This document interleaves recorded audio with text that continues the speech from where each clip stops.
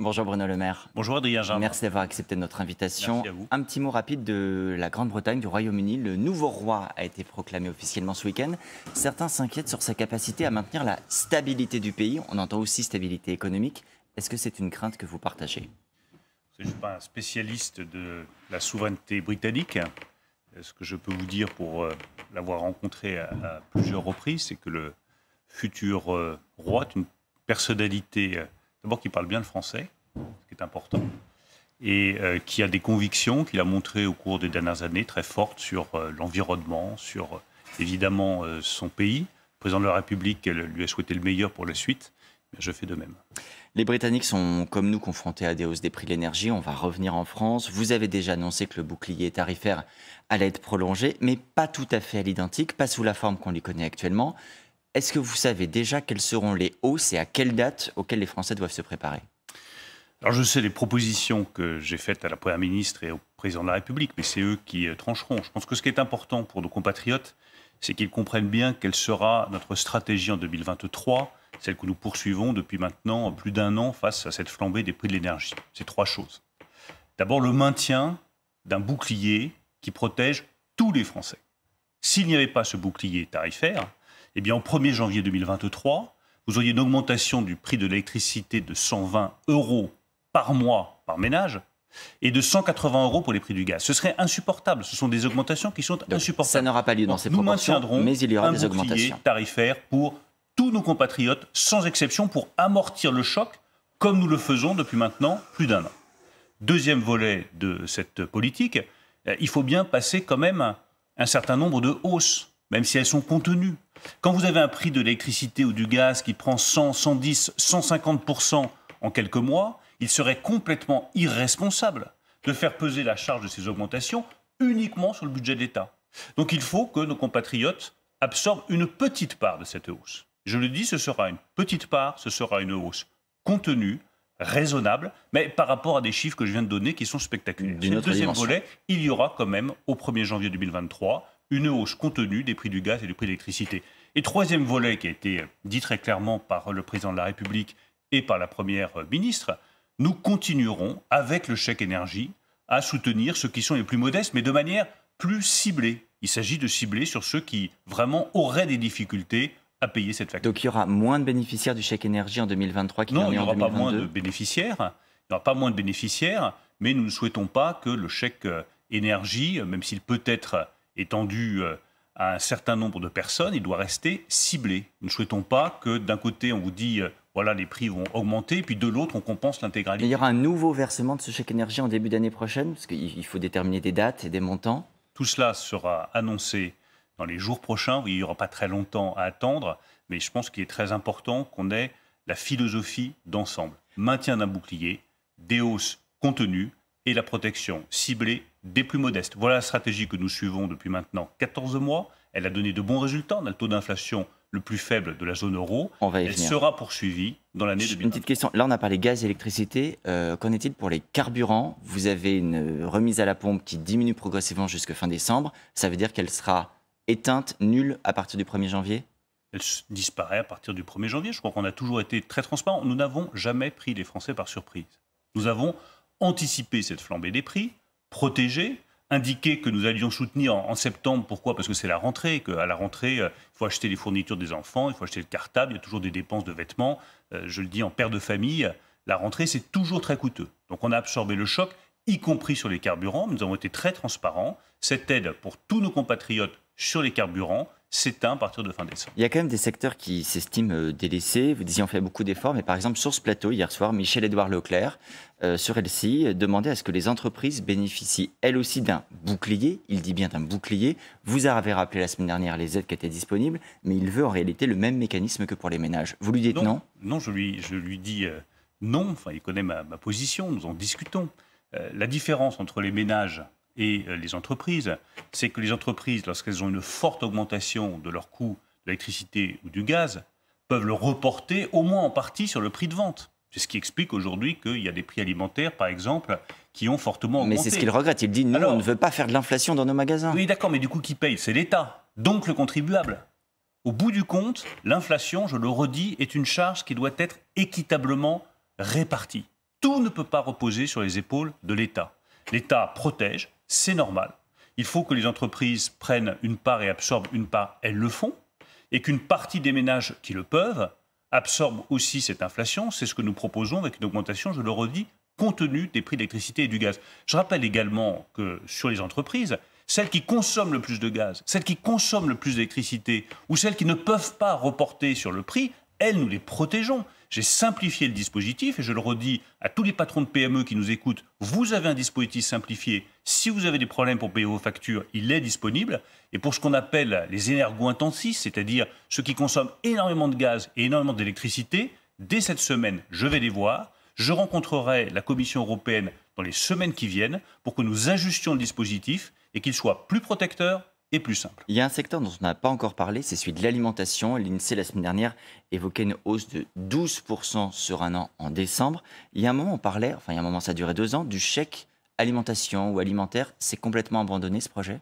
Nous avons fait une indemnité inflation à la rentrée, Oui. qui, dans le fond, se substitue à ce chèque alimentaire. Je vous le dis avec beaucoup d'humilité, nous ne sommes pas arrivés à construire un dispositif qui soit opérationnel, efficace, rapide. Donc nous avons préféré cette solution. Moi, ce qui compte, c'est que ça aille mieux pour nos compatriotes, qui puissent supporter cette inflation qui est très dure, notamment sur les produits alimentaires, avec le moins de difficultés possible. Donc on a choisi une solution de simplicité qui était cette indemnité inflation, parce que nous ne sommes pas arrivés à trouver un dispositif qui ne profite pas aux produits étrangers, aux produits importés, et qui puisse être simple et efficace pour nos compatriotes. Donc il est oublié. Vous y faisiez allusion, la conjoncture économique, elle évolue. La semaine dernière, je le rappelais, l'INSEE a revu ses prévisions de croissance à la baisse pour la fin de l'année. Le gouverneur de la Banque de France, lui, emploie un mot qui fait peur, récession. Limitée certes, mais récession en 2023. Est-ce que c'est une analyse que vous partagez? Non, ce n'est pas notre évaluation. D'abord, je voudrais rappeler qu'en 2022, on nous prédisait des situations terribles. J'ai toujours indiqué que la croissance française résistait, que l'économie française était solide, notamment grâce aux réformes que nous avons engagées avec Emmanuel Macron depuis 5 ans. Mais les résultats sont là. Nous allons faire au moins 2,5% de croissance. On nous disait que ce sera moins de 2. Ça va être 2,5. On nous disait l'emploi va s'effondrer. Mais nous continuons à créer des emplois. En 2022, et nous en avons créé 1,4 million en 5 ans. L'investissement des entreprises est bien orienté. La consommation des ménages se tient. Donc, je veux bien qu'on regarde tous les scénarios catastrophes. Mais c'est notre responsabilité. Mais je voudrais qu'on revienne aux faits. La réalité, c'est qu'en 2022, l'économie française résiste. La réalité, c'est que l'environnement international est difficile, que pour le coup, il y a un vrai risque de récession en Allemagne, que la situation est difficile aux États-Unis et que le marché chinois est de plus en plus difficile parce que l'épidémie de Covid se poursuit. Tout ça aura un impact en 2023 sur la France. Mais vous maintenez quand même la prévision de croissance à 1,4% pour 2023? Je maintiens que nous aurons une croissance positive en 2023, c'est en tout cas notre évaluation. J'aurai l'occasion de dire aux parlementaires quel est notre chiffre de croissance pour 2023, le chiffre précis. Donc pas forcément 1,4. Je maintiens un chiffre positif. Je sais que les temps sont difficiles. Il ne m'a pas échappé qu'il y avait une crise énergétique. Je m'en occupe matin, midi et soir, 7 jours sur 7. Mais je considère que les fondamentaux de l'économie française sont suffisamment solides pour que nous puissions passer cette période difficile sans que cela tourne au scénario catastrophe. Croissance positive donc, mais vous ne redites pas ce matin le chiffre de 1,4. Sur les taux, la Banque Centrale Européenne, la semaine dernière, a annoncé une hausse sans précédent, plus 0,75, enfin 75 points de base si on préfère. Est-ce que c'est la bonne réponse pour freiner l'inflation? Est-ce que ça veut dire que tant que l'inflation n'aura pas disparu, il faudra augmenter les taux? En général, on ne commande pas les décisions de la Banque Centrale Européenne. Là aussi, ce n'est pas une surprise. Le fait que l'inflation soit là, que les prix d'énergie soient élevés, qu'il faille protéger les Français, nous l'avions anticipé.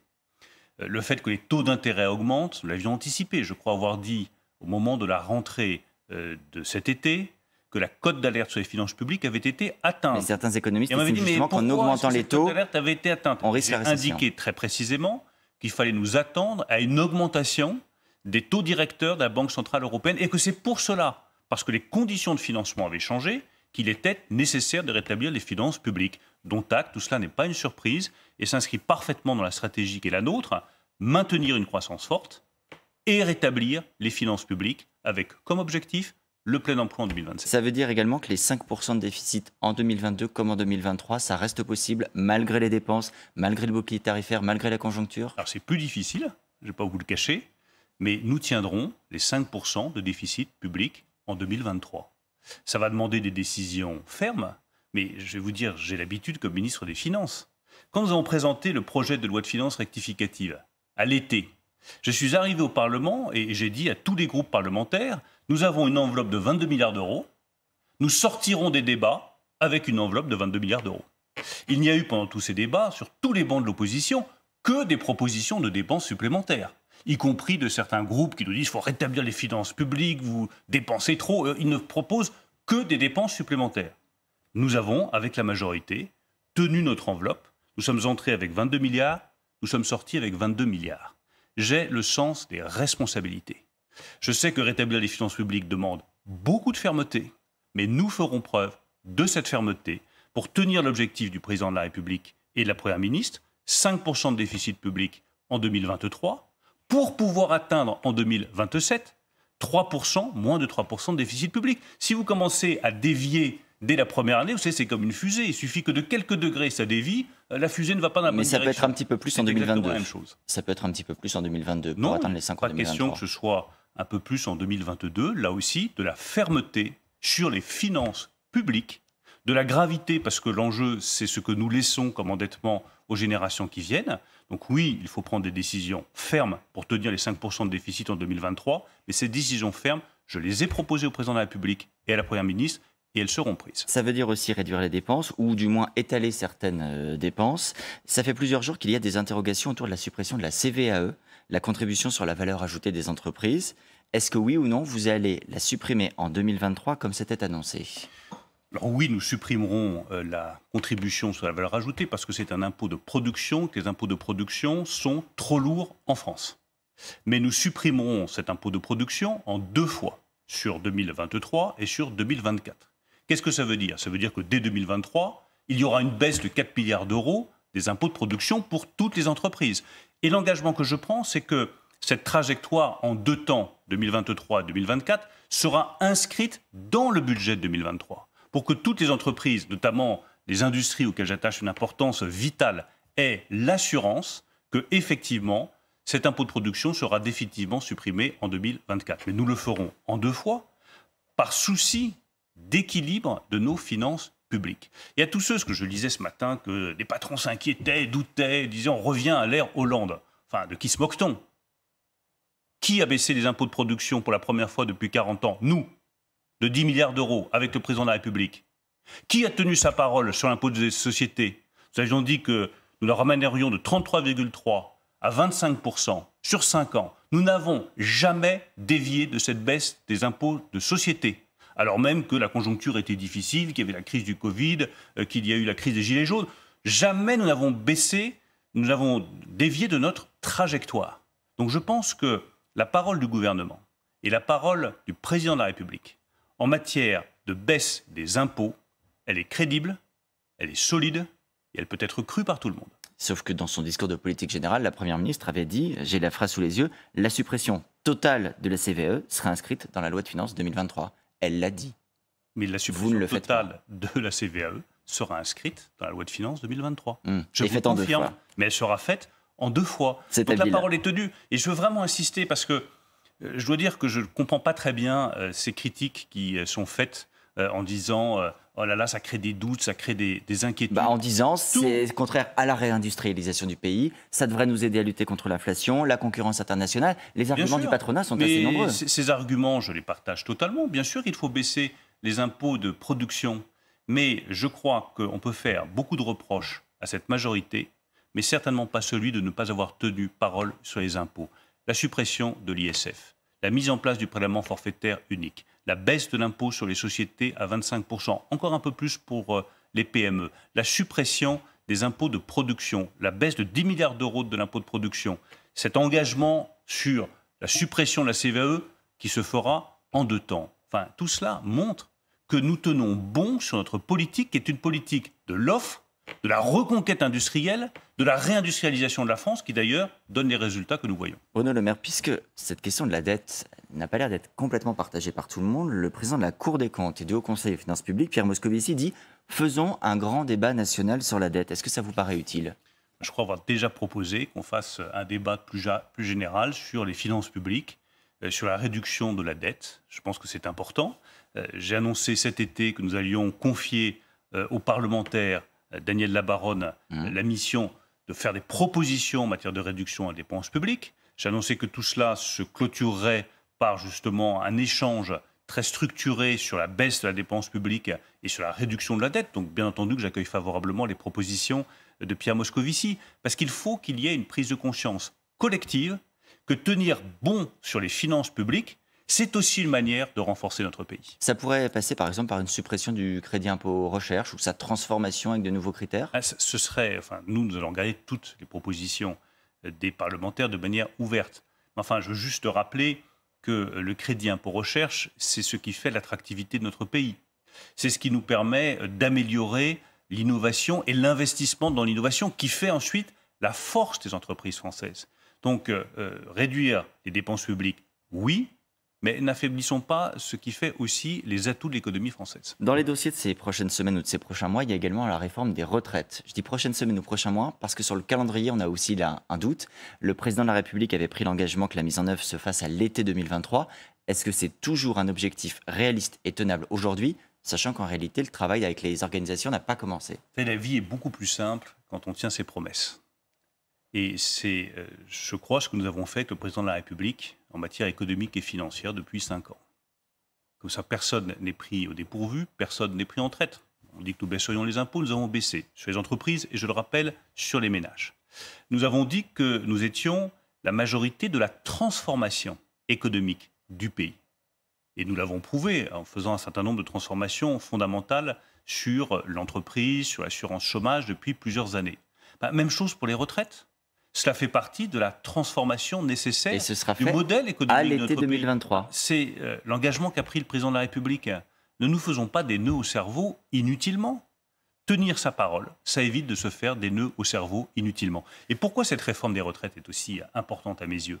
C'est que vous voyez bien qu'aujourd'hui, où que j'aille, compatriotes, ils sont inquiets pour leur pouvoir d'achat, pour leur capacité à acheter de quoi se nourrir, à financer leur logement, à payer leur loyer. Qu'est-ce qui fait le pouvoir d'achat? Ce n'est pas les aides de l'État, c'est le travail.